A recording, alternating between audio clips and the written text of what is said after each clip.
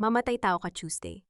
Gusto mo kaming ubusin para makuha mo ang pera ng mga Montenegro, pati sarili mong anak hindi mo pinatawad. Ang boses na yon ni Doña Consuelo ay tila isang matalim na balisong na humiwa sa masayang kaganapan sa loob ng mansyon sa Quezon City. Halos mabitawan ni Tuesday ang bitbit niyang cake habang nakatayo sa gitna ng magarbo at maliwanag na sala. Ang cake na yon, ang pinagpuyatan niya ng 3 gabi. Maingat niya itong dinesenyo, bawat detalye ng icing ay gawa ng kanyang mga daliri na puno na ng mga paltos sa pagod. Ginawa niya ito para sa ika-7 kaarawan ng kanyang anak na si Lucas. Ang bawat pahid ng asukal ay simbolo ng kanyang tahimik na sakripisyo bilang isang asawa at ina na laging isinasantabi ang sarili para sa pamilyang hindi naman siya tinanggap ng buo. "Mommy, what's happening?" Ang nangangatal na tinig ni Lucas ang nagpabalik sa katinoan ni Tuesday. Ngunit bago pa siya makasagot, isang mabilis na paghablot sa kanyang buhok ang nagpalingon sa kanyang asawa, si Mateo. Ang lalaking pinangakuan niya ng habambuhay. Ang lalaking hiningan niya ng proteksyon laban sa kalupitan ng sariling ina nito. Ngunit sa pagkakataong ito, ang mga mata ni Mateo ay hindi puno ng pag-ibig, kundi ng isang mapanganib na puot. "Mateo, please, hindi ko alam ang sinasabi niyo." Ang nanginginig na pakiusap ni Tuesday, habang pilit na binabalanse ang cake sa kanyang mga kamay. "Para ito kay Lucas. Mateo, nasasaktan ako." "Nasasaktan ka? Mas masakit ang ginawa mong pagtatraidor sa amin." Sigaw ni Mateo bago nito marahas na hinablot ang cake mula sa kanyang mga kamay. Walang babala, walang pagkakataon na magpaliwanag. Sa harap ng lahat ng mga bisita, mga kamag-anak, at mga negosyanteng tinitingala sa lipunan, naramdaman na lamang ni Tuesday ang malakas na puwersa ng kamay ni Mateo sa likod ng kanyang ulo. Isang mabilis na pagtulak ang naganap at ang kanyang mukha ay diretsong ibinaon sa cake na gawa sa matatamis na icing at mga mainit pang kandila na kabibigay lamang ng liwanag. Naramdaman ni Tuesday ang init ng tunaw na wax sa kanyang balat. Ang tamis ng frosting ay naging mapait sa kanyang panlasa habang pilit siyang humihinga sa ilalim ng bigat ng kamay ni Mateo. Ang katahimikan sa paligid ay nabasag ng mga tawanan at bulungan ng mga tao. "Ang kapal ng mukha mong magpanggap na mabuting ina," bulyaw ni Mateo habang patuloy na idinidiin ang mukha ni Tuesday sa cake. "You put poison in this cake. Gusto mong lasunin si Lucas para makuha ang guardianship at ang trust fund niya. Look at her, ang dumi-dumi ng kaluluwa niya kasing dumi ng mukha niya ngayon." Ang boses ni Catalina, ang kanyang ipokritang bayaw, ay puno ng katuwaan. "Dapat lang yan sa mga social climber na katulad mo." Sa gilid ng kanyang paningin, nakita ni Tuesday si Aling Charing, ang tsismosang kapitbahay, na laging nakabuntot sa pamilya Montenegro. Hawak nito ang kanyang cellphone, nakatutok ang camera sa kanya habang naka-livestream. "O mga kamarites, panoorin nyo ang dambuhalang ahas ng Quezon City na huli sa akto na nilalason ang sariling pamilya, grabe nakakasuka." Ang magpahasalita ni Aling Charing ay tila mga linta na sumisipsip sa huling piraso ng dignidad ni Tuesday. Nang sa wakas ay bitawan ni Mateo ang kanyang ulo, dahan-dahang tumayo si Tuesday. Ang kanyang buhok ay puno ng makapal na cream, ang kanyang pisngi ay namumula mula sa init ng mga kandila, at ang kanyang magandang bestida ay nadungisan na ng tuluyan. Ngunit sa halip na humagulhol o lumuhod upang magmakaawa, na natiling tuwid ang kanyang likod. Lumingon siya sa paligid. Nakita niya ang kanyang anak na si Lucas na kinakaladkad palayo ni Doña Consuelo. Ang bata ay umiiyak, pilit na kumakawala upang lapitan siya, ngunit mabilis itong pinigilan. "Don't look at that woman, Lucas. She's not your mother anymore. She's a criminal," ang malamig na utos ng matanda. Tumingin si Tuesday kay Mateo, ang lalaking ito na hinalikan siya noong isang gabi at nangakong hinding-hindi siya iiwan, ay nakatayo ngayon nang may pandidiri sa kanyang mga mata. Walang kahit katiting na pag-aalinlangan sa kanyang mukha.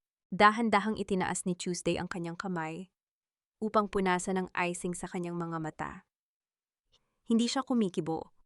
Ang bawat tibok ng kanyang puso ay tila isang mabigat na martilyo na nagpapatibay sa isang desisyong matagal na niyang inihahanda. Alam niyang ito ay isang bitag. Alam niyang ang lason na sinasabi nila ay ang mga dokumentong gawa-gawa lamang ni Doña Consuelo upang makuha ang huling piraso ng kanyang pagkatao. Sa gitna ng kahihiyan, sa gitna ng malagkit na icing na tumutulo mula sa kanyang baba, patungo sa sahig na gawa sa marmol, isang malamig na katahimikan ang bumalot kay Tuesday. Ang kanyang mga mata na dati ay puno ng pagsusumamo, ay biglang naging kasing talim ng diamante. Mateot sa ang kanyang boses ay hindi nanginig. Ito ay malalim kalmado at may dalang panganib na hindi nila inaasahan. Sana nanamnam mo ang tamis ng sandaling ito, dahil ang bawat segundo ng paghihirap ko ngayon ay ibabalik ko sa iyo ng may interes. Tumalikod si Tuesday nang hindi tinitingnan ng mga taong patuloy na kumukutya sa kanya. Habang naglalakad siya palabas ng mansyon, nararamdaman niya ang bawat patak ng ulan na nagsisimulang bumuhos, tila nakikiramay sa kanyang pait. Bakit sa dinami-rami ng tao sa mundo ang lalaking pinagkatiwalaan ko ng aking buhay, ang siyang huling dudurog sa aking puso? At hanggang kailan ko kailangang tiisin ang bigat ng isang pangalang, hindi ko naman ninanais bago ko tuluyang maipakita sa kanila kung sino ang tunay na reyna na kinalaban nila. Ang bawat hakbang ni Tuesday ay tila paghatak sa isang mabigat na kadena na nakagapos sa kanyang kaluluwa. Hindi siya dinala ni Mateo sa labas ng mansyon upang palayasin, kundi kinaladkad siya patungo sa madilim at malamig na bodega sa dulo ng pasilyo. Ang marahas na pagkakahawak ng asawa sa kanyang braso ay mag-iiwan tiyak ng mga pasa, ngunit ang mas masakit ay ang bawat salitang lumalabas sa bibig nito habang sila ay naglalakad. Dito ka nararapat, Tuesday, sa tabi ng mga basurang katulad mo. Ang bulyaw ni Mateo bago siya marahas na itinulak papasok sa silid na puno ng mga lumang kagamitan at alikabok. Napasandal si Tuesday sa malamig na pader, ang kanyang hininga ay gipit at puno ng pait. Hindi pa rin natatanggal ang nanunuyo ng icing sa kanyang mukha at ang bawat kurap ng kanyang mata ay tila may kasamang hapdi mula sa asukal at wax. Mateo, pakiusap, nasaan si Lucas? Hayaan mo akong makita ang anak ko. Ang pagsusumamo niya, ang kanyang boses ay paos na dahil sa pigil na iyak. Ngumisi si Mateo, isang ngising puno ng panlilinlang at kawalang hiyaan. Humakbang ito palapit at hinawakan ang kanyang panga ng napakahigpit. Si Lucas, wala ka ng karapatan sa kanya. My mother is already talking to the lawyers. We will make sure na itatala ka bilang isang mentally unstable at mamatay tao na ina. You're crazy, Tuesday. At dahil sa ginawa mo, hinding-hindi mo na masisilayan ang anak mo. You're gaslighting me, Mateo. Alam mong wala akong ginawang masama. Kayo ang naglagay ng kung ano sa cake na yon. Sigaw ni Tuesday. Ang kanyang galit ay nagsisimulang sumiklab mula sa ilalim ng kanyang pagkatao. Sinong maniniwala sa'yo? Isang mahirap na babaeng kinuha ko lang sa kalsada. Look at yourself, you're pathetic. Ang sagot ni Mateo habang inilalabas ang isang folder mula sa kanyang likuran. Inihagis niya ito sa paanan ni Tuesday. Sign these papers. Bitawan mo ang lahat ng claim mo sa trust fund ni Lucas at aminin mong tinangka mo kaming lasunin. Kung pipirma ka, baka sakaling payagan kitang makita siya mula sa malayo. Tiningnan ni Tuesday ang mga papel sa sahig. Alam niya ang laro nila. Gusto nilang linisin ang kanilang mga kamay habang kinukuha ang huling sentimo na iniwan ng kanyang sariling ama para kay Lucas, na sa kasamaang palad ay nakapangalan pa rin sa ilalim ng pamamahala ng mga Montenegro. Ang bawat salita ni Mateo ay tila isang laso na dahan-dahang pumapatay sa alaala ng lalaking minahal niya noon. Ang lalaking ito ay isang halimaw na binihisan ng mamahaling suit. Hindi ako pipirma, ang matigas na sagot ni Tuesday. Hinding-hindi ko ibibigay sa inyo ang kinabukasan ng anak ko. Ang sagot ni Mateo ay isang malamig na tawa bago ito lumabas ng bodega. Narinig ni Tuesday ang lagutok ng bakal mula sa labas, ang tunog ng kandado na naghudyat ng kanyang pagkabilanggo. Ang katahimikan sa loob ng bodega ay tila isang buhay na nilalang na dahan-dahang sumasakal sa kanya. Nakaupo siya sa sahig, yakap ang kanyang mga tuhod habang ang anino ng mga lumang muebles ay tila mga multo na nagmamasid sa kanyang pagdurusa. Sa dilim na ramdaman ni Tuesday ang mahinang panginginig sa loob ng kanyang nakatagong bulsa sa ilalim ng bestida. Isang maliit na device na hindi nila nahanap dahil sa sobrang kampante nila sa kanyang kahinaan. Kinuha niya ang cellphone. Ang liwanag nito ay tila isang bituin sa gitna ng impyerno. May isang numerong tumatawag, isang numerong tanging siya at ang isang tao lamang ang nakakaalam. Nanginginig ang kanyang daliri habang pinipindot ang sagot. Inilapit niya ang telepono sa kanyang tainga, pilit na pinipigil ang bawat hikbi upang hindi siya marinig ng sinumang nagbabantay sa labas. Hello! Ang bulong niya ay tila isang panalangin. Nakahanda na ang lahat Tuesday. Oras na yung boses ni Damian sa kabilang linya ay malamig at puno ng katiyakan. Hahayaan mo ba silang manalo o sisimulan na natin ang pagbuwag sa kahariang akala nila ay sa kanila? Napapikit si Tuesday. Sa sandaling iyon ang takot sa kanyang puso ay dahan-dahang napalitan ng isang mapanganib na alab. Ang kanyang mga mata na dati ay puno ng luha ay tumingin sa siwang ng pinto kung saan aninag ang karangyaan ng mansyong kinalakihan niya ng 7 taon, isang mansyong malapit ng maging abo sa kanyang mga kamay. Ngunit sa gitna ng pag-asang hatid ni Damian, isang tanong ang pumasok sa kanyang isipan. Bakit tila alam ni Damian ang bawat galaw ni Doña Consuelo bago pa man ito mangyari? Maaari ko nga ba talagang pagkatiwalaan ang taong nag-aalok sa akin ng kalayaan? O isa lamang itong mas malalim na bitag na hindi ko pa nakikita? Huwag kang maluluha sa harap nila Tuesday. Ang bawat patak ng iyong luha ay ginto para sa kanila dahil doon nila nakukuha ang lakas upang saktan ka palalo.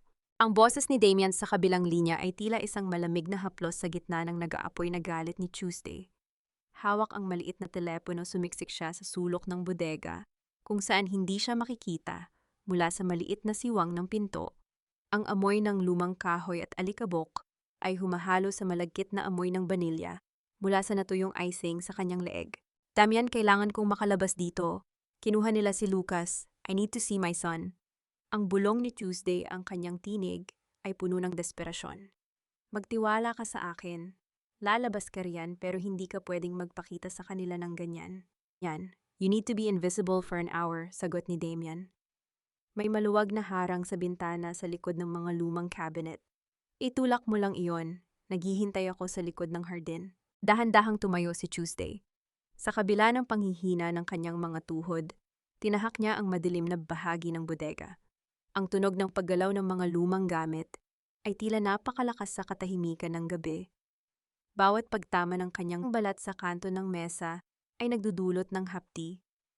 Matapos ang ilang minutong pakikipagbuno, nahanap niya ang bintana. Ang mga riles ay kinakalawang na, at sa isang malakas na tulak na nagmula sa kanyang huling lakas, bumukas ito. Gumapang si Tuesday palabas patungo sa masukal na bahagi ng hardin ng mga Montenegro. Ang ulan ay malakas pa ring bumubuhos, mabilis na hinuhugasan ang dumi sa kanyang mukha, ngunit kasabay nito ay ang panunuot ng lamig sa kanyang buto.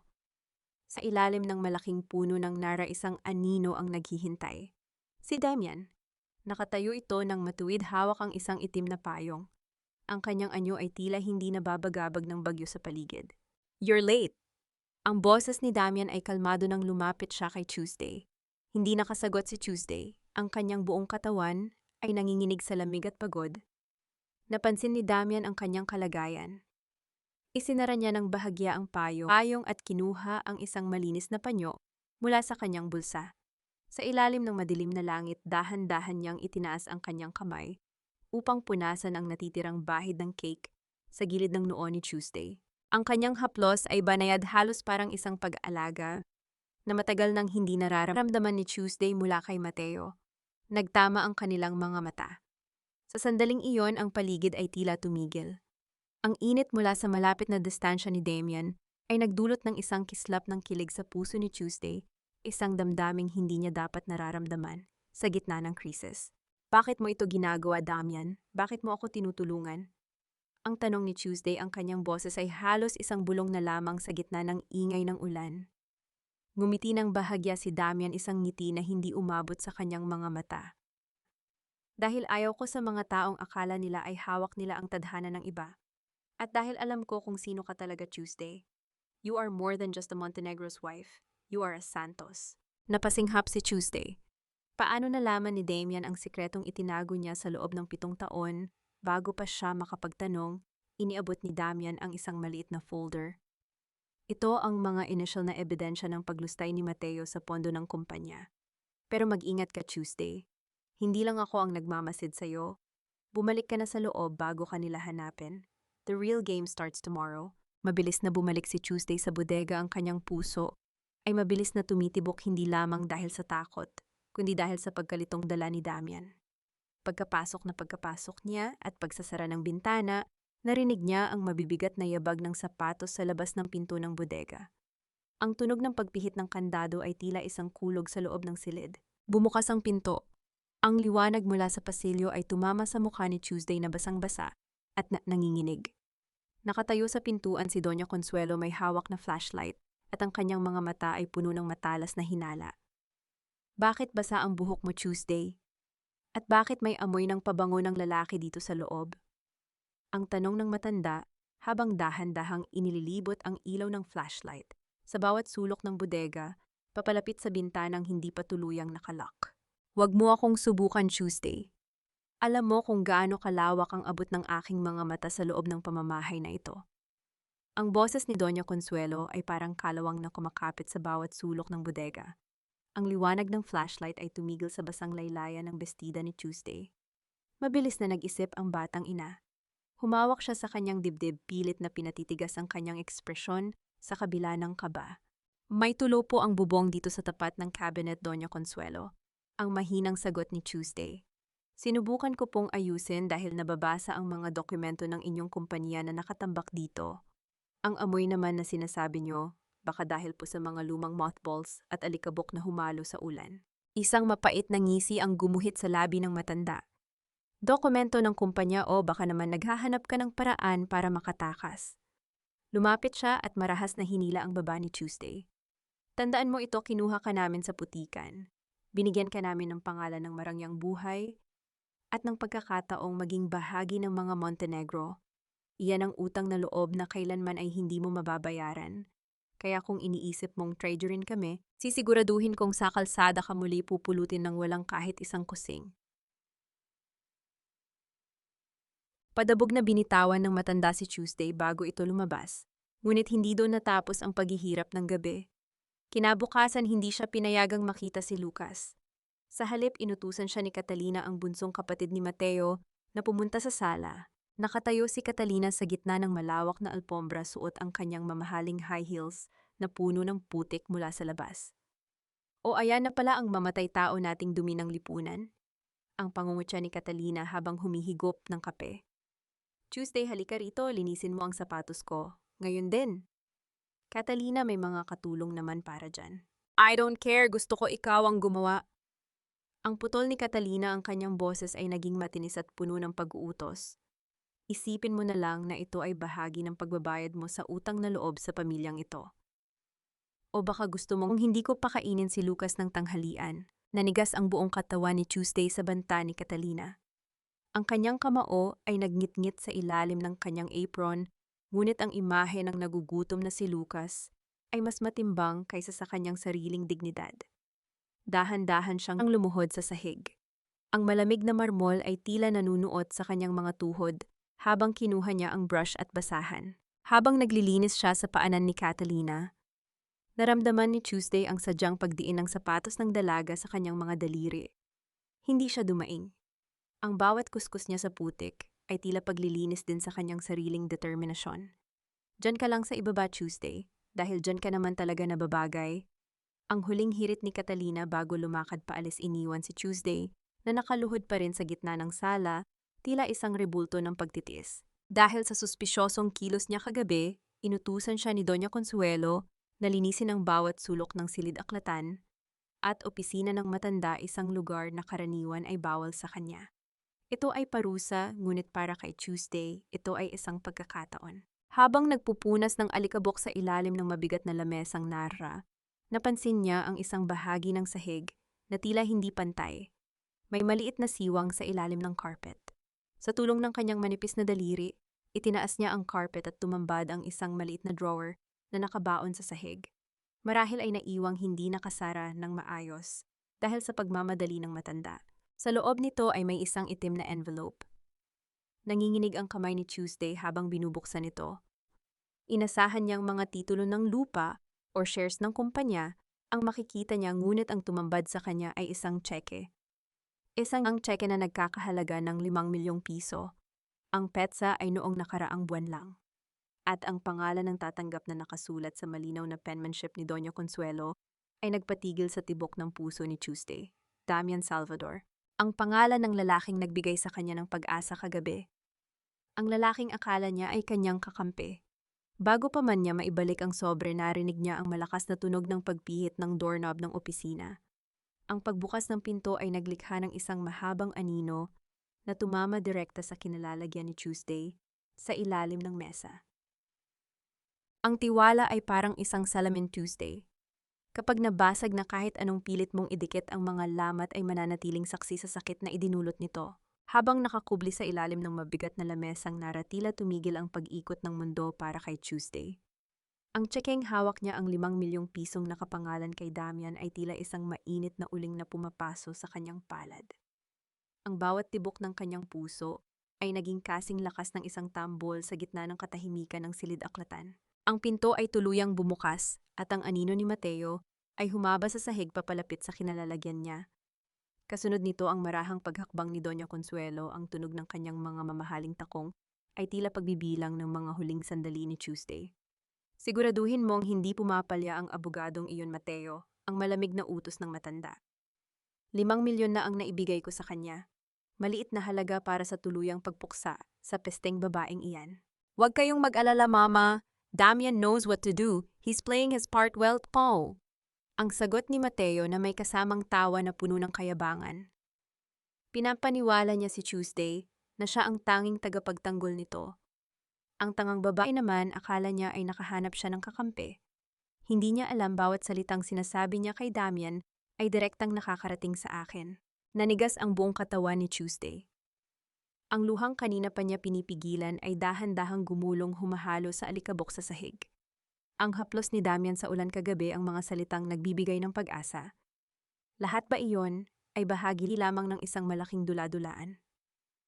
Ang sakit na naramdaman niya sa pagtatraidor ni Mateo ay wala pa sa kalahati ng hapdi ng malamang ang tanging taong akala niya ay makakapitan niya ay siya palang humahawak ng kutsilyong itatarak sa kanyang likod.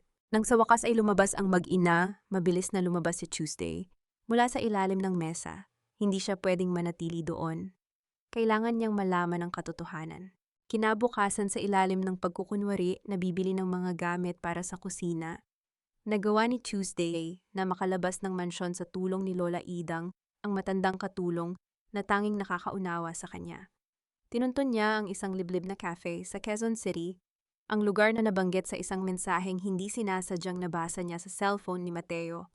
Mula sa malayo sa likod ng isang makapal na halaman, nakita niya sila. Nakatayo si Damian sa tabi ng isang mesa, suot ang kanyang plansadong suit, ang kanyang anyo ay kasing kagalang-galang ng dati. At sa tapat niya nakaupo si Mateo, naninigarilyo at tumatawa. Nakita ni Tuesday ang pag-abot ni Mateo ng isang makapal na envelope kay Damian na mabilis namang itinago ng abogado sa loob ng kanyang bag. Walang imik ang mga labi ni Damian, ngunit ang kanyang pagtango ay sapat na upang durugin ang natitirang piraso ng pag-asa sa puso ni Tuesday. Ang bawat alaala ng kanilang pagtatagpo ay tila naging lason sa kanyang isipan. Ang tagapagtanggol mo ay ang iyong katay. Ang bulong ni Tuesday sa kanyang sarili, ang kanyang boses ay puno ng pait. Hahakbang na sana siya paalis nang biglang lumingon si Damian sa kanyang direksyon. Mabilis na nagtago si Tuesday, ang kanyang likod ay sumandal sa malamig na pader ng gusali. Ang kanyang hininga ay gipit at ang bawat bahagi ng kanyang pagkatao ay sumisigaw sa sakit. Bakit sa mundong ito ang mga taong nagsusuot ng pinakamalinis na maskara ang siyang may pinakamaduming balak? At kung ang mismong anino ko ay tila itinakwil na ako, kanino pa ako pwedeng tumakbo bago ako tuluyang lamunin ng dilim na hatid ng mga Montenegro? Sa kanyang paglalakad palayo, naramdaman ni Tuesday ang isang kakaibang panginginig sa kanyang bulsa. Isang bagong mensahe mula sa isang hindi kilalang numero ang lumitaw sa screen ng kanyang cellphone. Huwag kang titingin sa likod. Ang nakikita ng iyong mga mata ay hindi ang kabuuan ng katotohanan. Ang tupa ay kailangang magmukhang lobo upang makapasok sa kawan. Napatigil si Tuesday sa gitna ng kalsada.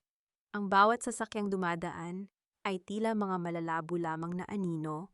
Sino ang nagpadala nito? At sa gitna ng digmaan ng mga kasinungalingan, sino ang tunay na kaibigan? At sino ang kaaway na naghihintay lamang ng tamang sandali upang pumatay? Ang huling gabi ng isang bilanggo ay madalas na puno ng katahimikan, ngunit ang huling gabi ng isang reyna sa kanyang dating palasyo ay puno ng mga matatalas na tinik na nakatago sa ilalim ng mga bulaklak. Ang hapagkainan ng mga Montenegro ay nagliliwanag sa ilalim ng dambuhalang chandelier, ngunit para kay Tuesday, ang bawat kislap ng kristal ay tila mga mata ng buwayang naghihintay na lapaan siya. Nakaupo siya sa dulo ng mahabang lamesa sa tapat ni Mateo at Doña Consuelo. Ang amoy ng inihaw na tupa at mamahaling alak ay sumusulasok sa kanyang ilong, ngunit wala siyang malasahan kundi ang pait ng kanyang sariling laway. Ubusin mo ang pagkain mo, Tuesday. Baka ito na ang huling masarap na pagkain na matitikman mo bago ka mabulok sa kulungan. Ang pangungutya ni Doña Consuelo habang marahang hinihiwa ang kanyang steak. Ang tunog ng kutsilyo na humahalo sa porselana ay tila isang babala sa katahimikan. Mama, don't be too harsh. At least let her enjoy her last supper with us, dugtong ni Mateo na may mapang-aping ngiti. Inabot nito ang baso ng wine at tinaas ito sa direksyon ni Tuesday. Para sa iyong paglaya, Tuesday. Cheers! Hindi kumikibo si Tuesday. Ang kanyang mga kamay ay nakapatong sa ilalim ng lamesa, mahigpit na nakakapit sa isang maliit na saplot na pagmamay-ari ni Lucas, isang maliit na medyas, na naiwan sa kanyang bulsa.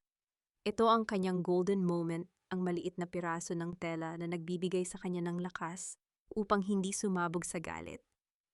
Isipin mo ang anak mo, Tuesday. Isipin mo ang kalayaan ni Lucas. Bumukas ang pintuan ng dining hall at pumasok si Damian. Ang kanyang mukha ay seryoso, walang kahit anong emosyon na mababakas. Hawak niya ang isang itim na folder na naglalaman ng mga dokumentong magtatapos sa 7 taon ng paghihirap ni Tuesday. Nakahanda na ang mga papeles, ang maikling pahayag ni Damian. Inilapag niya ang folder sa harap ni Tuesday. Ang malakas na pagbagsak ng folder sa lamesa ay naglikha ng isang maugong na tunog na tila hudyat ng kamatayan ng kanyang kasal. Sign it, Tuesday. Ibigay mo na sa amin ang lahat ang kustodya ni Lucas, ang trust fund at ang iyong pag-amin sa tangkang pagpatay sa amin. At pagkatapos maaari ka nang lumabas ng pamamahay na ito ng buhay. Ang utos ni Doña Consuelo, ang kanyang mga mata ay nanlilisik sa kasabikan. Tumingin si Tuesday kay Damian. Ang abogado ay tumango ng bahagya, ngunit ang kanyang mga mata ay tila may gustong sabihin na hindi mabigkas ng kanyang mga labi. Naalala ni Tuesday ang checking nakita niya sa opisina at ang mensaheng nakuha niya sa cellphone.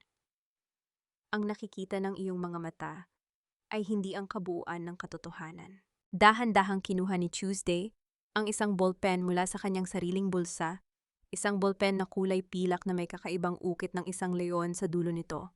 Ito ang ballpen na ibinigay sa kanya ng kanyang ama nung siya ay bata pa, ang tanging gamit na hindi nakuha ng mga Montenegro dahil akala nila ay wala itong halaga.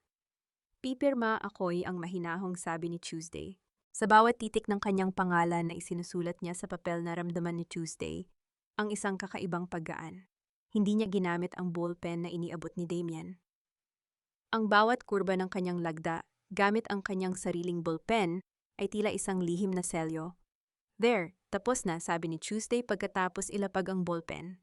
Ang tunog ng ballpen sa ibabaw ng mesa ay naging huling tuldok sa kanyang buhay bilang isang Montenegro. Mabilis na hinablot ni Mateo ang mga papeles. Sa wakas, akin na ang lahat, ang yaman ng kumpanya at ang bata. You're nothing now, Tuesday.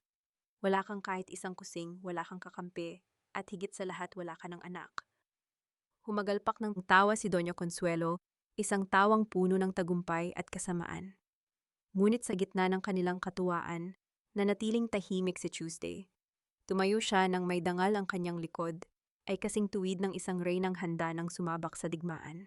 Tumingin siya kay Damian na mabilis na kinuha ang folder at isinara ito. Isang mabilis na sulyap ang ipinadala ng abogado kay Tuesday, isang sulyap na puno ng kaba at misteryo. Ang akala nyo ay nakuha nyo na ang lahat. Ang bulong ni Tuesday sapat lamang upang marinig ng kanyang sarili. Habang naglalakad siya palabas ng dining hall, nararamdaman niya ang malamig na simoy ng hangin mula sa bukana ng mansyon. Ngunit bago pa siya makalabas, narinig niya ang isang malakas na sigaw mula sa loob. Wait, ano ito, Mateo? Tingnan mo ang mga papeles. Bakit naglalaho ang mga tinta? Ang boses ni Doña Consuelo ay puno ng pagkabigla at takot. Napatigil si Tuesday sa pintuan. Ang kanyang puso ay tumibok ng mabilis. Hindi siya lumingon, ngunit ang isang maliit na ngiti ay gumuhit sa kanyang mga labi.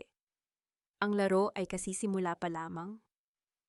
Huwag ka nang umasa, Tuesday. Sa mundong ito walang puwang ang mga taong hanggang pangarap lang ang alam. Business is business, at ang mga Montenegro ang may hawak ng puhunan. Ang boses ni Damian ay kasing lamig ng hanging pumapasok mula sa nakabukas na bintana. Habang ang tinta sa mga papel na pinirmahan ni Tuesday ay dahan-dahang naglalaho sa harap ni na Mateo at Doña Consuelo, mabilis na kumilos ang abogado. Kumuha siya ng isa pang folder mula sa kanyang bag, isang folder na hindi pa nakikita ni Tuesday. Ano itong kalokohang ito, Damian? Ang mga papeles nawawala ang pirma. Ang sigaw ni Doña Consuelo, ang kanyang mukha ay pulang-pula sa galit. Huwag po kayong mag-alala, Doña Consuelo. Ang kalmadong sagot ni Damian habang iniabot ang bagong folder. Inasahan ko na ang ganitong dula-dulaan mula kay Tuesday. Narito ang orihinal na dokumento na palihim niyang pinirmahan noong nakaraang gabi nang dalawin ko siya sa bodega. Permanenteng tinta ang ginamit ko ron. Ibinigay niya ang lahat sa akin para sa inyo kapalit ng kaligtasan niya. Nanigas ang buong pagkatao ni Tuesday. Ang kanyang hininga ay tila naputol sa kanyang lalamunan. Tumingin siya kay Damian, naghahanap ng kahit anong senyales na ito ay bahagi pa rin ng kanilang plano, ngunit ang nakita niya ay isang estrangherong may matigas na puso. Ang lalaking nagpunas ng kanyang mukha sa ilalim ng ulan ay wala na. Ang natira ay isang taksil na nagbebenta ng kanyang kaluluwa para sa pera ng mga Montenegro. Damian, to client, bakit? Ang tanging lumabas sa mga labi ni Tuesday. Isang mahinang tinig na puno ng hindi mabilang na sakit. Dahil mas matimbang ang 5 milyon kaysa sa mga pangako mo, Tuesday. Ang sagot ni Damian nang hindi man lang siya tinitingnan. You were just a case, nothing more. Humagalpak ng tawa si Mateo. Kita mo na, akala mo ba ay may kakampi ka? Lahat kami pinaglaruan ka lang. Marahas na hinablot ni Mateo ang braso ni Tuesday at kinaladkad siya patungo sa dambuhalang pinto ng mansyon. Bitawan mo ako, Mateo, ang anak ko, nasaan si Lucas? Ang sigaw ni Tuesday. Ang kanyang mga kuko ay pilit na kumakapit sa hamba ng pinto, ngunit mas malakas ang puwersa ng asawa. Wala ka ng anak, wala ka ng bahay, at wala ka ng kahit na ano. Sa isang malakas na tulak bumagsak si Tuesday sa basang semento ng driveway. Ang gate ng John ay dahan-dahang sumara, ang tunog ng bakal na nagtatama ay tila huling hatol sa kanyang buhay. Kasabay nito ang malakas na pagbuhos ng ulan, tila ang langit ay nakikidalamhati sa kanyang pagguho. Nakaluhod si Tuesday sa putikan ng kanyang magandang bestida ay punong-puno na ng dumi. Ang lamig ng tubig ay nanunuot sa kanyang balat, ngunit mas matindi ang lamig na namumuo sa kanyang puso. Tumingala siya at nakita si Damian sa loob ng gate, nakatayo sa ilalim ng kanyang itim na payong, pinapanood siyang magdusa. Traitor, ang bulong ni Tuesday habang ang kanyang mga luha ay humahalo sa ulan. Naramdaman niya ang maliit na bagay sa kanyang bulsa, ang basang medyas ni Lucas. Hinawakan niya ito ng mahigpit, ang tanging alaala ng kanyang anak na natira sa kanya. Ang kanyang mundo ay tuluyan ng gumuho. Wala na siyang pera, wala na siyang ebidensya, at ang taong pinagkatiwalaan niya ay ang siyang mismong nagtulak sa kanya sa bangin. Habang unti-unting lumalayo ang sasakyan ni Damian mula sa mansyon, may isang maliit na papel na nahulog mula sa bintana nito at lumipad patungo sa putikan sa harap ni Tuesday. Dahan-dahan itong pinulot ni Tuesday. Ang tinta ay kukumalat na dahil sa ulan, ngunit may 3 salitang nakasulat doon na nagpatigil sa kanyang pagtangis. Takbo, malate, 11 p.m. Napatitig si Tuesday sa papel. Isang bitag ba ito o isang huling pagkakataon sa gitna ng dilim at kawalan? Kailangan niyang pumili. Susuko na ba siya at hahayaang mamatay sa putikan? O tatayo siya para sa huling pagkakataon upang bawiin ang lahat ng ninakaw sa kanya? Ang tunog ng isang paparating na sasakyan ay narinig mula sa dulo ng kalsada. Ang liwanag ng headlights nito ay tila 2 mata ng isang halimaw na handa siyang lamunin. May mas masakit pa ba sa lamig ng ulan? Siguro iyon ay ang katotohanang ang taong akala mo ay sasagip sa iyo ang siya palang bumuhat sa iyo para lamang itapon sa mas malalim na bangin. Nakaluhod pa rin si Tuesday sa tapat ng saradong gate ng mga Montenegro. Ang putik ay kumapit na sa kanyang balat, tila isang maruming selyo ng kanyang pagkatalo. Ang bawat patak ng ulan ay tila mga karayom na tumutusok sa kanyang likuran, ngunit ang mas matinding hapdi ay nagmumula sa munting papel na hawak niya. Malate, 11 p.m. Isang panibagong patibong o ang tanging liwanag sa gitna ng unos, Iha, Tuesday. Isang mahinang tinig ang tumawag sa kanyang pangalan sa gitna ng ingay ng bumubuhos na ulan. Isang matandang babae na may hawak na sira-sirang payong ang dahan-dahang lumapit sa kanya. Si Lola Idang, siya ang dating punong katulong sa mansyon na tinanggal ni Doña Consuelo 5 taon na ang nakalilipas dahil sa sobrang kabaitan nito kay Tuesday. Lola Idang, ang tanging nasabi ni Tuesday, bago tuluyang bumigay ang kanyang lakas. Ang init ng bisig ng matanda ay tila isang himala sa gitna ng nanunuot na ginaw. Dinala ni Lola Idang si Tuesday sa kanyang maliit na barong-barong sa gilid ng estero. Malayo ito sa karangyaan ng Quezon City. Ang bubong ay gawa sa pinagtagpi-tagping yero at ang sahig ay semento lamang na natatakpan ng lumang banig. Ngunit dito sa gitna ng kahirapan naramdaman ni Tuesday, ang isang bagay na kailanman ay hindi niya nahanap sa mansyon ng mga Montenegro, ang tunay na pagmamalasakit. Dahan-dahang hinugasan ni Lola Idang ang mga sugat ni Tuesday. Ang bawat dampi ng basang tela sa kanyang mukha ay tila nagtatanggal hindi lamang ng dumi, kundi pati na rin ng bigat ng kanyang nakaraan. Huwag kang sumuko, Iha. Alam kong hindi ka ang babaeng ipinipinta nila sa telebisyon. Ang bulong ni Lola Idang habang inaabutan siya ng isang baso ng mainit na tsa. Naalala mo ba ang ibinili ng tatay mo bago siya mawala? Sabi niya ang tunay na ginto ay hindi nasisira kahit ibaon sa putik. Napatingin si Tuesday sa isang maliit na kahoy na kahon na nakatago sa ilalim ng higaan ni Lola Idang. Ito ang kahon na ipinagkatiwala niya sa matanda bago pa man magsimula ang gulo sa mansyon. Dahan-dahan niya itong binuksan. Sa loob nito sa ilalim ng mga lumang litrato ay isang itim na envelope na may selyo ng isang leon. Kinuha ni Tuesday ang card sa loob, isang makintab at itim na card na walang pangalan, tanging isang serye ng mga numero lamang ang nakaukit sa ginto. Ang Santos Black Card. Ito ang simbolo ng kapangyarihang tinalikuran niya 7 taon na ang nakalilipas para sa pag-ibig na akala niya ay sapat na. Ngunit ngayon ang pag-ibig na iyon ang siyang pumatay sa kanya at ang kapangyarihang ito ang tanging magbabalik sa kanya sa buhay. Oras na, Lola Idang, ang sabi ni Tuesday, ang kanyang boses ay hindi na nanginginig. Ang kanyang mga mata ay nag-aapoy na sa determination. Tapos na ang panahon ng pagtitiis.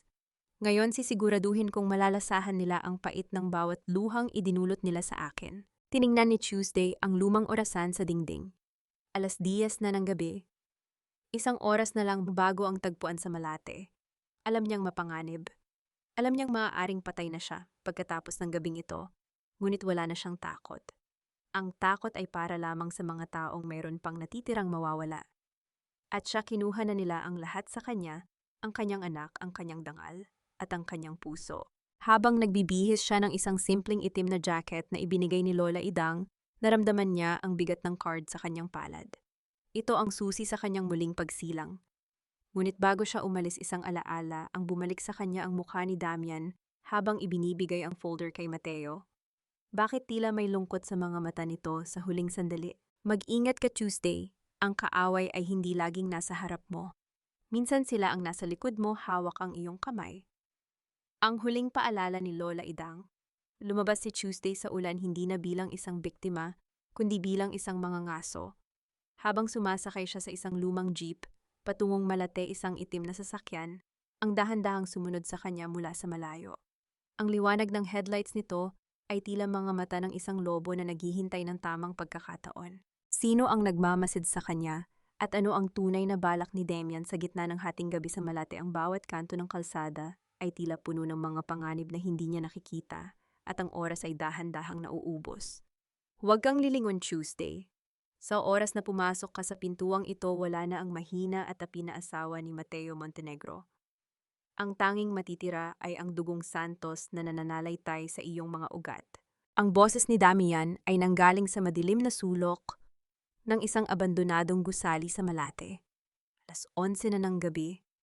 Ang amoy ng alat mula sa dagat at ang singaw ng basang aspalto ay humahalo sa kaba na namumuo sa dibdib ni Tuesday.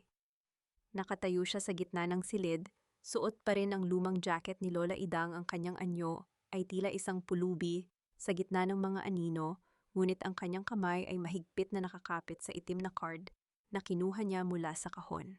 Bakit mo ako pinapunta rito, Damian? Pagkatapos ng lahat ng ginawa mo sa akin sa mansyon, pagkatapos mong ibenta ang buhay ko sa mga Montenegro, ang tanong ni Tuesday ang bawat salita ay tila isang piraso ng basag na bubog sa kanyang lalamunan. Dahan-dahang lumapit si Damian. Ang liwanag mula sa isang poste sa labas ay tumama sa kanyang mukha at doon nakita ni Tuesday ang isang bagay na hindi niya napansin noon, ang pagod at ang lalim ng lungkot sa mga mata ng abogado. Ngunit bago pa siya makapagsalita, dalawang lalaking nakasuit ang lumabas mula sa dilim at sabay na yumukod sa harap ni Tuesday. "Welcome back, Miss Tuesday," ang sabay na bati ng mga ito. Ang tunog ng kanilang mga boses na puno ng paggalang ay naglikha ng isang maugong na echo sa loob ng silid. Napaatras si Tuesday. Anong ibig sabihin nito? Ang Santos Group ay hindi lamang isang kumpanya, Tuesday. Ito ay isang imperyo na itinayo ng iyong ama para protektahan ka. Ang paliwanag ni Damian habang kinuha ang itim na card mula sa kamay ni Tuesday.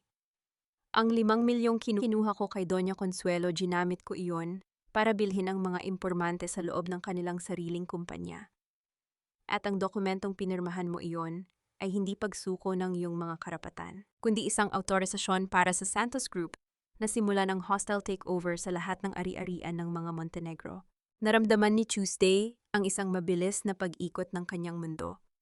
Ang lahat ng sakit, ang lahat ng kahihiyan sa harap ng cake, at ang pagtataboy sa kanya sa ulan. Lahat ba iyon ay bahagi ng isang mas malaking plano na siya mismo ay hindi alam? Bakit hindi mo sinabi sa akin? Pinanood mo akong masaktan, Damian. Pinanood mo silang tapakan ang pagkatao ko. Ang sigaw ni Tuesday, ang kanyang galit ay tuluyan ng sumabog. Humakbang siya palapit at sinampal si Damian ng napakalakas.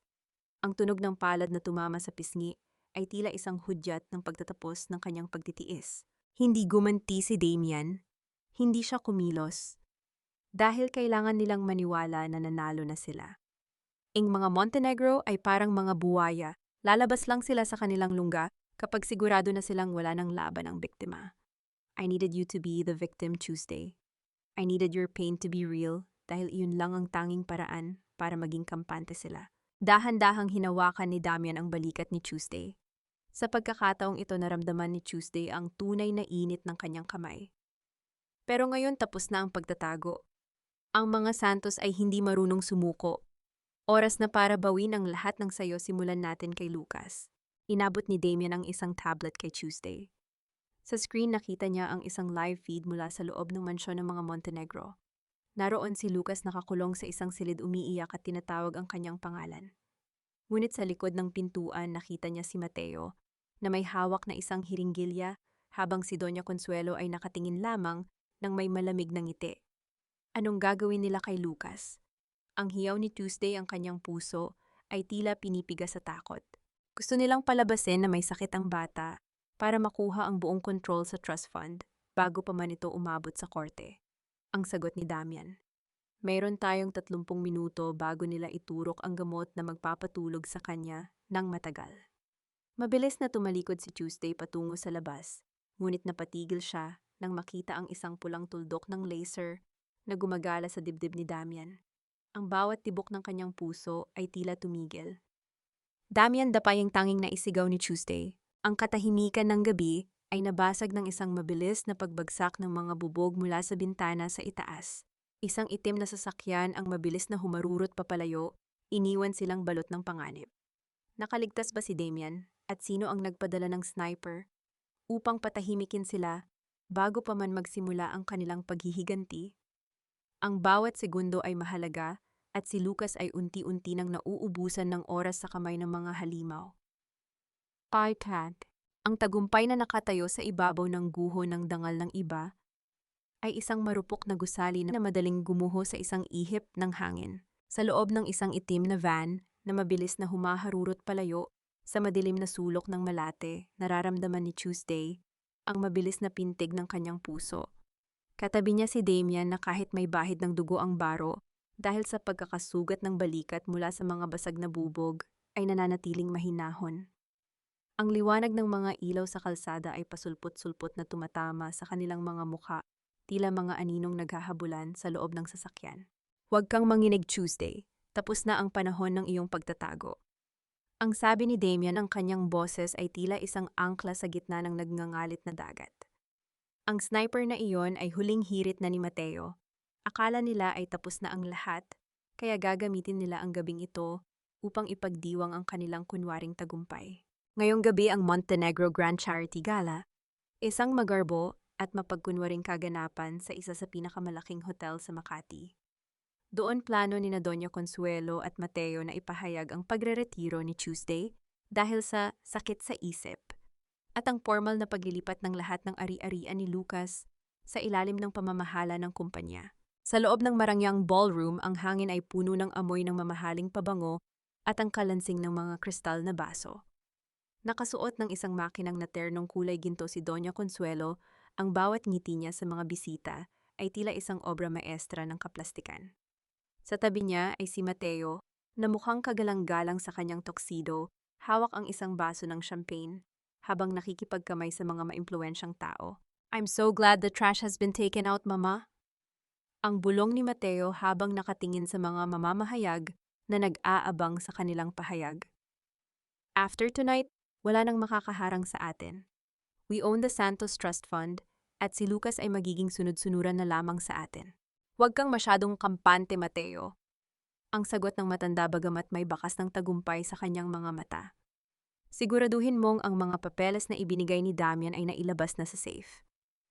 Gusto kong makita ang mukha ng mga Santos kapag nalaman nilang ang kanilang kaisa-isang tagapagmana ay hawak natin sa leeg." Sa labas ng hotel, isang sasakyang hindi kailanman nakita sa Quezon City ang dahan-dahang huminto. Ito ay isang kulay pilak na sasakyang may selyo ng isang gintong leon. Sa pintuan nito, bumukas ang pinto at isang pares ng sapatos na may mataas na takong nagawa sa pinakamahusay na balat ang tumama sa pulang carpet. Hindi na ito ang Tuesday na may dumi ng cake sa mukha. Hindi na ito ang babaeng nakaluhod sa putikan sa tapat ng gate. Nakatayo si Tuesday sa harap ng malaking salamin sa loob ng sasakyan. Inayos niya ang kanyang buhok na ngayon ay maayos na nakapusod, at ang kanyang labi ay pinahiran ng lipstick na kulay dugo. Ang kanyang suot na bestida ay isang simpleng itim na gown na tila gawa sa mga bituin sa dilim. Sa kanyang leeg ay ang tanging hiyas na itinago niya ang kwintas ng kanyang ina na may simbolo ng Santos Group. Isang huling luha ang dahan-dahang gumulong sa kanyang pisngi. Hinayaan niya itong pumatak bago niya ito pinunasan ng mabilis. Ito na ang huling luhang ilalaan niya para sa mga Montenegro. Ang susunod na papatak ay ang pawis ng kanilang takot. "Are you ready, Madam Chairperson?" Ang tanong ni Damian na ngayon ay suot na ang isang formal na suit upang itago ang kanyang sugat. "Hindi lang ako handa, Damian." Ang sagot ni Tuesday, ang kanyang tinig ay malamig at puno ng awtoridad. "Handa na akong bawiin ang trono na akala nila ay kailanman ay hindi ko matatamo." Habang naglalakad sila patungo sa pintuan ng ballroom, ang bawat hakbang ni Tuesday ay tila isang pagyanig sa pundasyon ng mga Montenegro. Ang tunog ng kanyang mga takong sa sahig ay tila isang orasan na nagbibilang ng mga huling sandali ng kanilang kaligayahan. Sa loob tumayo si Mateo sa podium. Ang ilaw ng spotlight ay tumama sa kanya at ang buong ballroom ay tumahimik. "Ladies and gentlemen, tonight is not just about charity, it is about family. It is about protecting the future of the Montenegro legacy from those who wish to destroy it from within." Ngunit bago pa matapos ni Mateo ang kanyang pangungusap, ang dambuhalang pinto ng ballroom ay biglang bumukas ng walang anunsyo. Isang malamig na simoy ng hangin ang pumasok at ang lahat ng mata ay lumingon sa pintuan. Napatigil si Mateo. Ang baso ng champagne sa kanyang kamay ay dahan-dahang nanginig hanggang sa ito ay mahulog at mabasag sa sahig. Ang tunog ng pagguho ng kristal ay bumasag sa katahimikan ng lahat. Nakatayo sa bukana si Tuesday at sa kanyang tabi ay ang mga tauhan ng NBI na may hawak na mga warrant. Ngunit hindi ang mga pulis ang nagpatahimik sa lahat, kundi ang aura ng kapangyarihan na bumabalot sa babaeng akala nila ay kinitil na nila ang pagkatao. Hindi pa tapos ang kwento, Mateo. Ang boses ni Tuesday ay umalingaw-ngaw sa buong hall sapat na upang marinig ng bawat taong naroroon. Dahil ang tunay na may-ari ng gabing ito ay kararating lang, sino ang unang babagsak sa gitna ng marangyang pagtitipon? At ano ang gagawin ni Doña Consuelo kapag nalaman niyang ang bawat dokumentong hawak niya ay isa lamang malaking panlilin lang? Ang mga maskara ay malapit ng matanggal at ang katotohanan ay mas nakamamatay kaysa sa lason. Ang katahimikan sa loob ng ballroom ay mas nakakabingi kaysa sa anumang sigaw na narinig ko sa bodega. Doon ko natanto na ang tunay na kapangyarihan ay hindi nakukuha sa ingay kundi sa talim ng iyong presensya. Sa bawat hakbang ni Tuesday patungo sa gitna ng entablado ang mga ilaw ng camera ay tila mga kidlat na nagbabadya ng isang malakas na bagyo. Ang bawat pag-click ng mga kagamitan ng media ay nagsilbing ritmo ng kanyang muling pagsilang. Ang mga bulong-bulungan ng mga panauhin ay tila mga bubuyog na biglang natahimik nang mapagtanto nila kung sino ang babaeng naglalakad ng may ganitong klaseng autoridad. Tuesday, ang boses ni Mateo ay nanginginig ang kanyang mukha na kanina ay puno ng kayabangan ay unti-unti nang nawawalan ng kulay. Paano ka nakapasok dito, guard? Ilabas ang baliw na babaeng ito security, ngunit walang sumagot sa tawag ni Mateo. Ang mga gwardyang nakatayo sa bawat pintuan ay nanatiling hindi kumikibo ang kanilang mga mata ay nakatutok lamang kay Damian na nasa likuran ni Tuesday. Huwag kang mag-aksaya ng laway, Mateo. Ang malamig na sabi ni Tuesday nang makarating siya sa tapat ng podium. Tiningnan niya ang kanyang asawa, ang lalaking nagbaon ng kanyang mukha sa cake, ang lalaking nagtapon sa kanya sa ulan.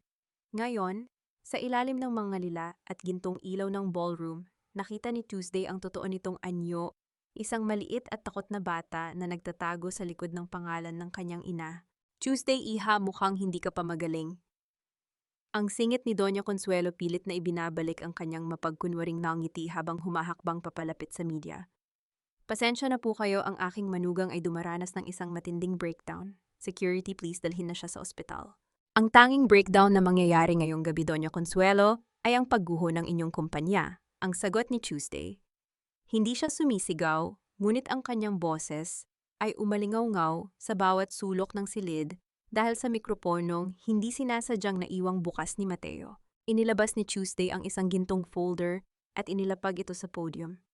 Narito ang mga dokumentong nagpapatunay na ang Santos Group ay formal nang nakuha ang 70% ng mga utang at shares ng Montenegro Group. At bilang kinatawan ng Santos Group, huminto si Tuesday, lumingon siya sa mga camera ng may isang matamis, ngunit mapanganib ng ngiti. Ako ang inyong bagong chairperson. Isang malakas na pagsinghap ang nagmula sa mga panauhin. Ang tunog ng mga bumabagsak na kubyertos at ang bulong ng pagkagulat ay bumasag sa formalidad ng gabi.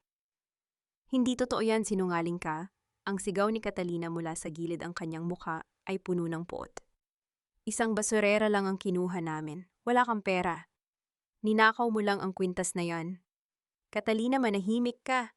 Ang pigil ni Mateo, ngunit huli na. Ang lahat ng mata ay nakatutok na sa kanila. Lumapit si Tuesday kay Doña Consuelo sapat na upang maramdaman ng matanda ang lamig ng kanyang hininga. Sabi niyo po noon kinuha niyo ako sa putikan. Ngayon ibabalik ko lang ang pabor. Dahil simula bukas wala na kayong bahay, wala na kayong kumpanya, at wala na kayong pangalan na maipagmamalaki. Hindi mo magagawa ito. Ang apo ko si Lucas ay nasa amin.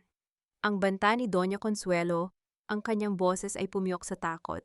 Si Lucas ay ligtas na, Doña Consuelo, ang sagot ni Damian habang itinataas ang kanyang telepono. Sa screen ay makikita ang mga tauhan ng NBI na karga na si Lucas, inilalabas mula sa mansyon.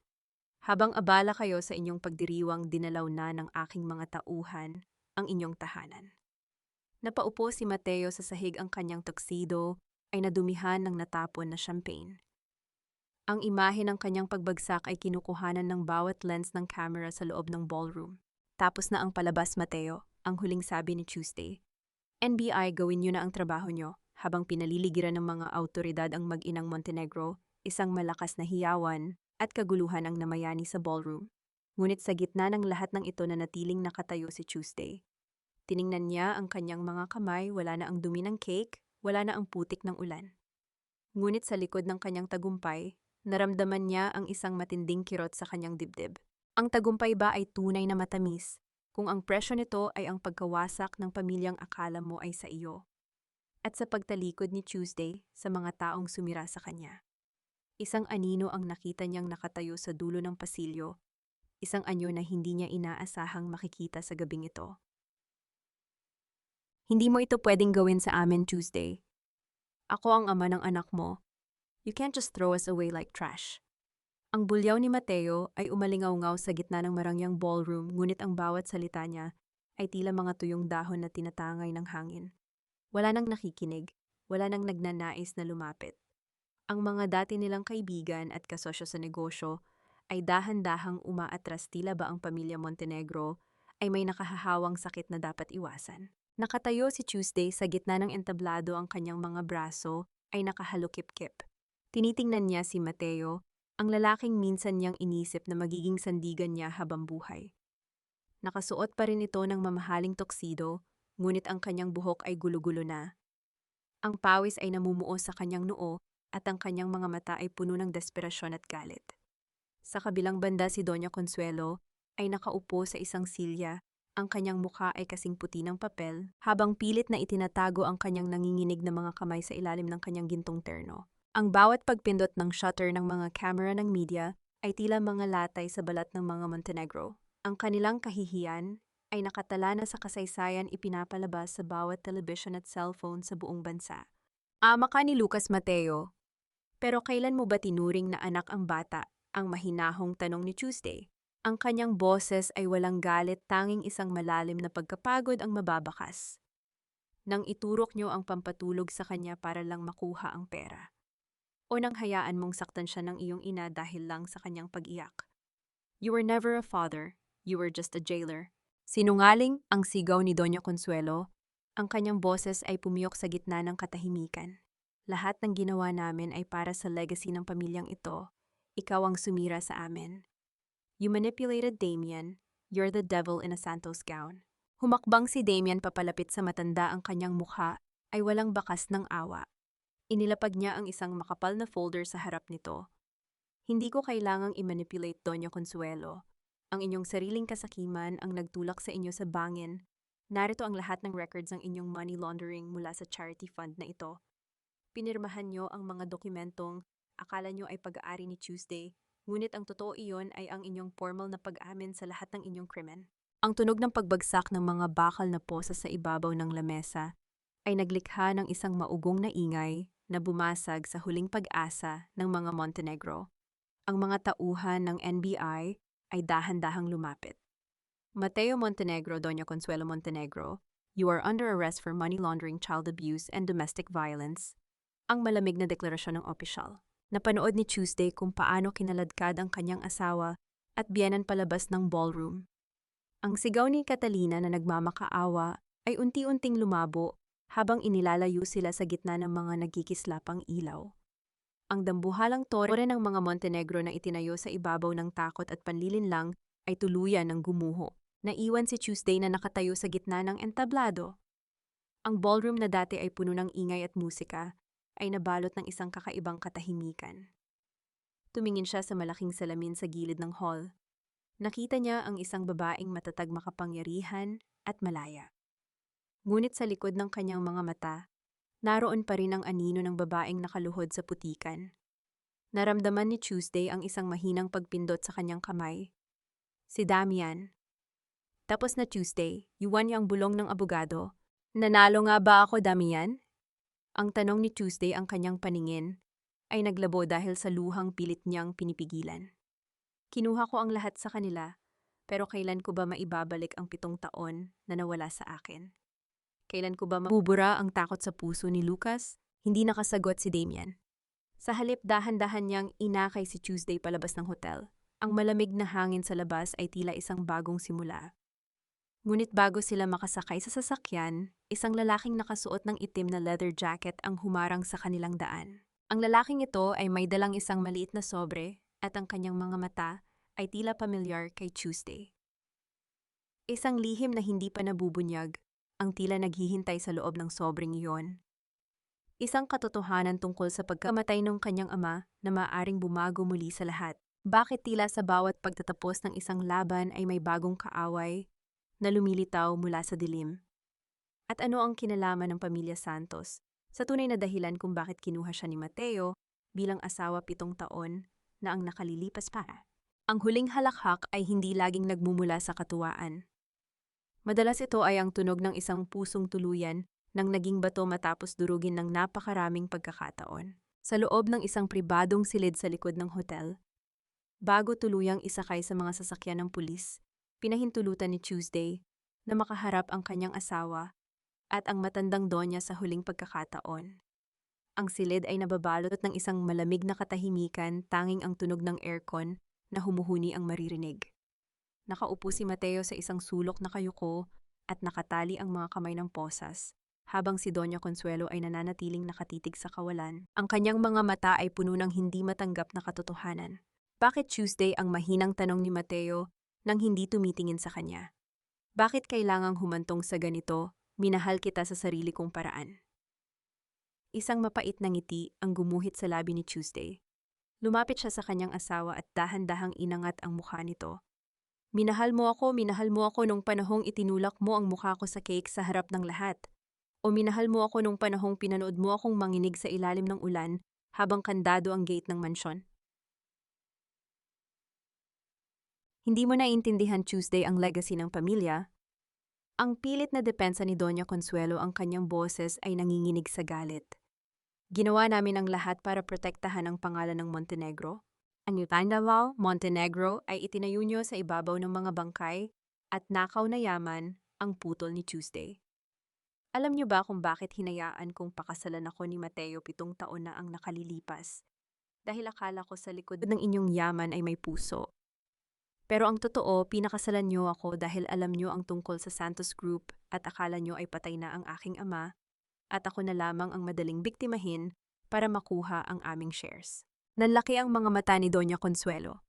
Alam mo mula pa noon, hindi lang yon ang alam ko, ang sagot ni Tuesday, habang inilalabas ang maliit na sobre mula sa kanyang bulsa.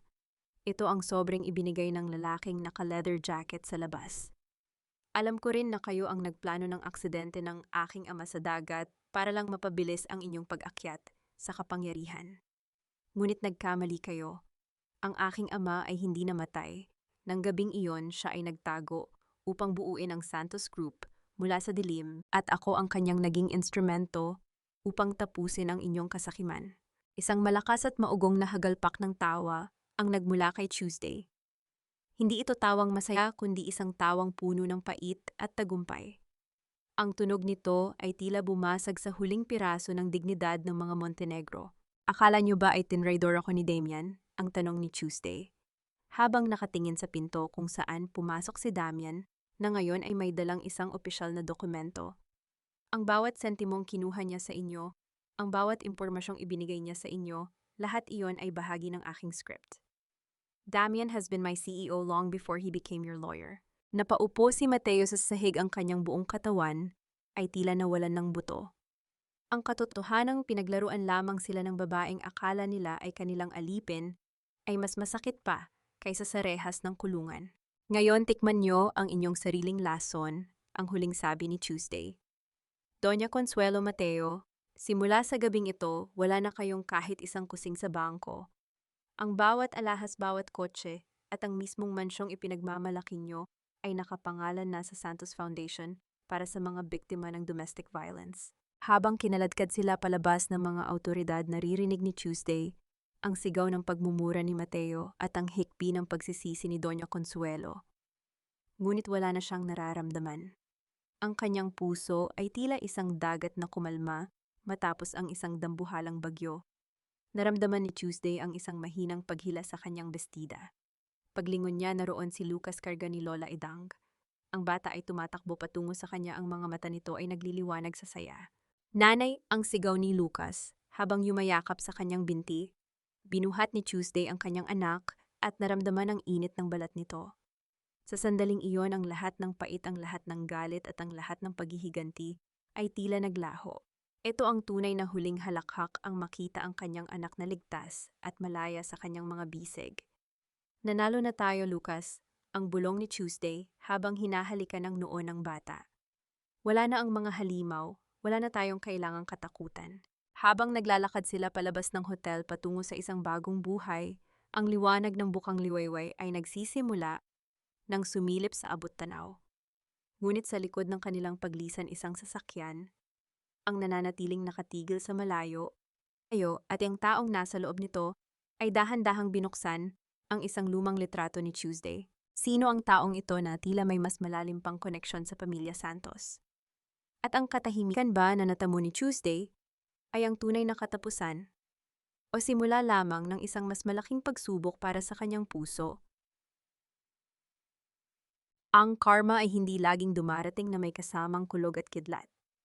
Madalas ito ay ang tutunog ng bawat pintong sumasara sa iyong harapan habang ikaw ay mag-isa na iwan sa dilim na ikaw rin ang lumikha. Sa loob ng isang masikip at mabahong selda sa lungsod, nakaupo si Doña Consuelo sa isang manipis na banig na nakalatag sa semento. Ang kanyang dating gintong terno ay napalitan na ng isang kupas na dilaw na uniforme ng bilanggo. Wala na ang mga mamahaling alhas na nagpapakintab sa kanyang pagkatao, wala na ang mga katulong na sumusunod sa bawat kumpas ng kanyang daliri. Ang tanging naririnig niya ay ang mahina at nakakarinding tunog ng mga ipis na gumagapang sa pader at ang malakas na hilahil ng ibang mga preso. Guard, hindi ko kayang kainin ito, ang amoy ng pagkain na ito ay nakakasuka. Ang sigaw ni Doña Consuelo habang itinutulak ang plastic na tray na naglalaman ng tuyong isda at kanin. Diyan ka na nararapat matandang mapagmataas. Ang sagot ng isa pang preso mula sa kabilang sulok. Akala mo ba ay nasa mansyon ka pa dito, ang bawat subo ay kailangang paghirapan? Manahimik ka kung ayaw mong matikman ang kamay ko. Nanahimik si Doña Consuelo, ang kanyang mga mata ay puno ng luha ng pagsisisi, hindi dahil sa kanyang mga krimen kundi dahil sa nawalang karangyaan. Samantala sa kabilang bahagi ng kulungan ng mga lalaki, si Mateo ay nakakaranas ng sarili niyang impyerno. Ang kanyang toksido ay napalitan na rin ng uniforme at ang bawat bahagi ng kanyang balat ay masakit dahil sa pagtatrabaho sa loob ng bilanggo. Wala nang mga taong tumatawag sa kanya ng Sir Mateo. Ang tanging natitira ay ang takot sa kanyang mga mata tuwing naririnig niya ang mabibigat na yabag ng mga gwardya. Ngunit ang karma ay hindi lamang para sa mga Montenegro. Sa Quezon City, si Aling Charing ay dahan-dahang naglalakad sa kalsada, pilit na itinatago ang kanyang mukha mula sa mga mapanghusgang tingin ng mga kapitbahay. Ang video na kinuha niya noon upang saktan si Tuesday ay naging mitya ng kanyang sariling pagbagsak. Ang lahat ng kanyang mga tagasunod sa social media ay bumaling sa kanya, tinatawag siyang Queen of Fake News at Bully. Ite kitsad al ay akitaha. Ang bawat pinto ng mga bahay na dati niyang binibisita ay nakasara na ngayon sa kanya. Aling Charing, akala ko ba ay banal ka? Bakit ngayon ay kinasuhan ka ng cyber libel? Ang pangungutya ng isang tindera sa palengke habang dahan-dahang isinasara ang kanyang tindahan nang makita ang matanda.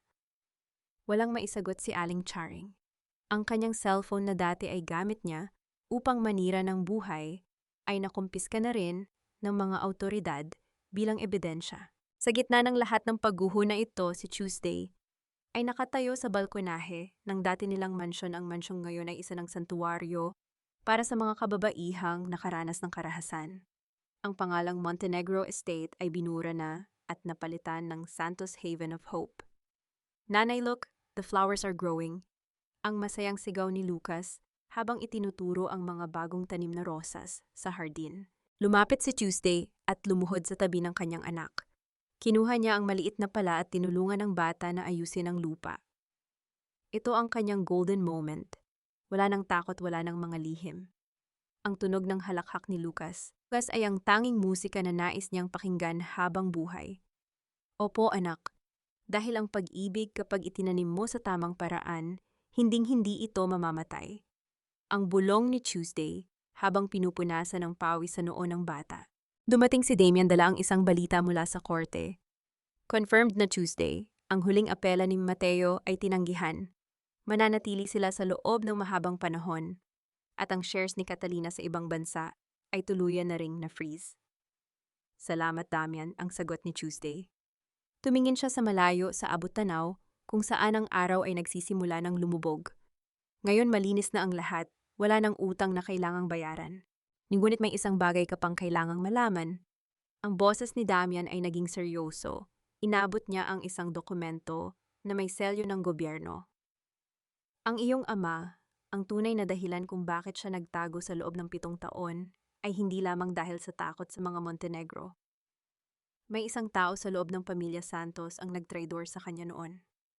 Isang taong hanggang ngayon ay nasa paligid mo lang. Napatigil ang tibok ng puso ni Tuesday. Tumingin siya sa paligid ng tahimik na hardin. Sino ang taong tinutukoy ni Damian? At ang katahimikan ba na tinatamasa niya ngayon ay isa lamang panibagong ilusyon bago ang huling unos. Isang itim na sobre ang iniwan sa tapat ng gate ng foundation ng gabing iyon. Walang pangalan ng nagpadala, tanging isang maliit na piraso ng gintong tela na pamilyar sa kanya, isang tela na nagmula sa terno ng kanyang ina. Bakit tila sa bawat hakbang ng kanyang pagbangon, ang nakaraan ay laging may paraan upang hatakin siyang muli pababa? Sino ang tunay na kaaway na nagtatago sa anino ng kanyang sariling pamilya? Ang paghilom ay hindi nangangahulugang wala na ang sakit, kundi ang pagtanggap na ang bawat sugat ay bahagi na ng iyong kagandahan bilang isang nakaligtas. Ang sikat ng araw sa Quezon City ay dahan-dahang gumagapang sa bintana ng silid ni Tuesday. Wala na ang mabigat at madilim na kortina na dati ay tila sumasakal sa kanyang pagkatao. Ngayon ang silid ay puno ng amoy ng sariwang sampagita at ang halimuyak ng bagong lutong tinapay mula sa kusina sa ibaba. Ang dating mansyon ng mga Montenegro ay hindi na isang kuta ng kasakiman. Ito ay naging isang tahanan na ng mga pusong naghahanap ng pag-asa. Bago tuluyang simula ng kanyang bagong buhay, alam ni Tuesday na may isa pang pinto siyang kailangang isara ng tuluyan. Sa loob ng bisitahan ng bilibid, nakaupo si Tuesday sa tapat ng isang makapal na salamin. Sa kabilang panig ay si Mateo. Ang buhok nito ay gupit bilanggo na ang kanyang balat ay maputla at ang kanyang mga mata ay wala ng bakas ng dating ningning. Nang makita niya si Tuesday, nasuot ang isang simpleng puting bestida at ang kwintas ng mga santos, dahan-dahang nanginig ang kanyang mga labi. Tuesday, dumating ka, ang paos na tinig ni Mateo sa intercom. Akala ko ay hinding-hindi mo na ako sisilayan. Nandito ako hindi para makipag-away, Mateo, ang mahinahong sagot ni Tuesday. Nandito ako para ibalik ito. Inilapag ni Tuesday ang kanyang wedding ring sa ibabaw ng maliit na lamesa sa harap ng salamin. Ang tunog ng ginto na tumama sa semento ay tila huling lagutok ng kanilang 7 taon na pagsasama. Pinatawad na kita, Mateo. Hindi dahil karapat-dapat ka, kundi dahil pagod na akong dalhin ang bigat ng galit sa puso ko. Ang patuloy ni Tuesday. Gusto kong lumaki si Lucas na walang baon na pait mula sa kanyang ama. Ang bawat sentimong kinuha niyo sa amin ay naibalik na sa mga taong ninakawan niyo. Wala ka ng utang sa akin at wala na rin akong utang sa iyo. Tuesday, please. Sorry, I was blind. I was a coward. Ang hikbi ni Mateo. Ang kanyang mga luha ay dahan-dahang gumugulong sa maruming salamin. Can I see Lucas? Kahit 1 minuto lang. Hayaan nating ang panahon ang magpasya niyan, Mateo. Sa ngayon, matuto kang mabuhay sa katahimikan ng iyong sariling mga desisyon. Tumayo si Tuesday at naglakad palayo ng hindi lumingon. Ang bawat hakbang niya palabas ng kulungan ay tila pagtatanggal ng isang mabigat na balute. Ang hangin sa labas ay masarap sa pakiramdam, puno ng kalayaan at bagong simula. Pagbalik niya sa Santos Haven of Hope, nakita niya si Damian na naghihintay sa hardin. Nakasuot ito ng isang asul na polo at ang kanyang anyo ay hindi na tila isang abogadong laging handa sa giyera, kundi isang lalaking handa ng magpahinga. Nakausap mo na siya? Ang tanong ni Damian habang lumalapit kay Tuesday. Opo. At sa wakas, Damian, pakiramdam ko ay humihinga na ako ng totoo, ang sagot ni Tuesday. Naglakad sila ng magkatabi sa ilalim ng mga puno ng mangga. Ang distansya sa pagitan ng kanilang mga kamay ay dahan-dahang naglalaho hanggang sa maramdaman ni Tuesday ang mainit na daliri ni Damian na dahan-dahang humawak sa kanyang palad. Isang mabilis na kuryente ng kilig ang dumaloy sa kanyang buong katawan, isang damdamin na akala niya ay kinalimutan na ng kanyang puso. Tungkol sa sobrang iniwan kagabi, ang simula ni Damian ang kanyang boses ay naging seryoso. Nalaman na namin kung sino ang nagpadala. Hindi ito Trader Tuesday. Ang iyong ama ay may huling regalo sa iyo. Pumunta sila sa opisina ni Tuesday at doon ay inilatag ni Damian ang laman ng itim na sobre. Hindi ito banta. Ito ay isang titulo ng lupa sa Palawan, isang maliit na isla na binili ng kanyang ama noong siya ay isilang pa lamang. At kasama nito ang isang lumang sulat na may sulat kamay ng kanyang ina. Ang tunay na kayamanan ng mga Santos ay hindi ang kumpanya, kundi ang kalayaang piliin ang taong mamahalin mo nang walang takot. Napaiyak si Tuesday sa tuwa. Ang lahat ng hirap, ang lahat ng dumi ng cake, at ang bay ng ulan ay nagbunga ng isang premyong hindi niya inaasahan ang katotohanang mahal siya ng kanyang pamilya nang higit pa sa anumang yaman. Nanay-nanay, look at the airplane. Ang sigaw ni Lucas habang tumatakbo patungo sa kanila, hawak ang isang laruang gawa sa kahoy. Binuhat ni Damian ang bata at inilagay sa kanyang balikat. Ang tunog ng halakhak ni Lucas at ang ngiti ni Damian ay tila isang perpektong litrato na matagal nang ipininta sa panaginip ni Tuesday. Handa ka na ba sa susunod na kabanata, Tuesday? Ang tanong ni Damian habang nakatingin ng malalim sa kanyang mga mata. Tumingin si Tuesday sa kanyang paligid, sa kanyang anak, sa lalaking nanatili sa tabi niya, sa gitna ng dilim at sa kanyang sariling refleksyon sa salamin. Ang babaeng biktima ay wala na. Ang reyna ay nagtagumpay na. Handa na ako, Damian. Higit pa sa handa. Habang papalubog ang araw, isang sasakyang kulay pilak ang dahan-dahang huminto sa tapat ng foundation. Isang matandang lalaki na may kagalang-galang na anyo ang bumaba mula rito. Ang kanyang mga mata ay nakatutok kay Tuesday mula sa malayo. Ang kanyang mukha ay may bakas ng matinding pananabik at kaba. Sino ang matandang ito na tila may dala pang huling piraso ng puzzle ng buhay ni Tuesday, at ang pagdating ba niya ay magdadala ng higit pang katuwaan o panibagong hamon para sa muling nabuong pamilya Santos? Ang simoy ng hangin sa dalampasigan ng Palawan ay may dalang amoy ng kalayaan at alat ng dagat. Malayo na ito sa nakakasuffocate na usok ng Quezon City at sa malamig na pader ng mansyon ng mga Montenegro. Sa maliit na isla na iniwan ng kanyang mga magulang, natagpuan ni Tuesday ang isang uri ng katahimikan na akala niya ay kailanman ay hindi na niya mararanasan. Nakatayo si Tuesday sa beranda ng kanilang bahay bakasyunan, pinapanood ang dahan-dahang paglubog ng araw na nagpapakulay ng kulay rosas at lila sa abot tanaw. Isang taon na ang nakalilipas mula nang gumuho ang tore ng kasakiman ni Doña Consuelo at Mateo. Sa loob ng isang taon, maraming sugat ang dahan-dahang naghilom at maraming luha ang naging kislap ng pag-asa. Nanay, look, Lolo Teodoro made me a wooden boat. Ang masayang sigaw ni Lucas habang tumatakbo patungo sa kanya. Lumingon si Tuesday at isang matamis na ngiti ang sumilay sa kanyang mga labi. Ang matandang lalaking bumaba sa sasakyan noong nakaraang buwan ay walang iba kundi si Don Teodoro Santos, ang kanyang ama. Hindi ito namatay sa aksidente. Sa halip, ginamit nito ang 7 taon upang linisin ang Santos Group mula sa mga traidor at hintay ng tamang sandali upang bawiin ang kanyang anak. Dahan-dahan, Lucas, baka madapa ka, ang malambing na paalala ni Don Teodoro habang sinusundan ng apo. Tumingin ang matanda kay Tuesday at tumango ng may lalim ng pagmamahal. Ang bawat kulubot sa kanyang mukha ay saksi sa hirap na pinagdaanan nila, ngunit ang kislap sa kanyang mga mata ay nagsasabing ang lahat ay sulit na. Dumating si Damian, may dalang isang maliit na box ng cake mula sa kanilang sariling bake shop sa bayan. Lumapit siya kay Tuesday at dahan-dahang inakbayan ang dalaga. Ang init ng kanyang bisig ay tila isang proteksyon na hinding-hindi na muling mabubuwag.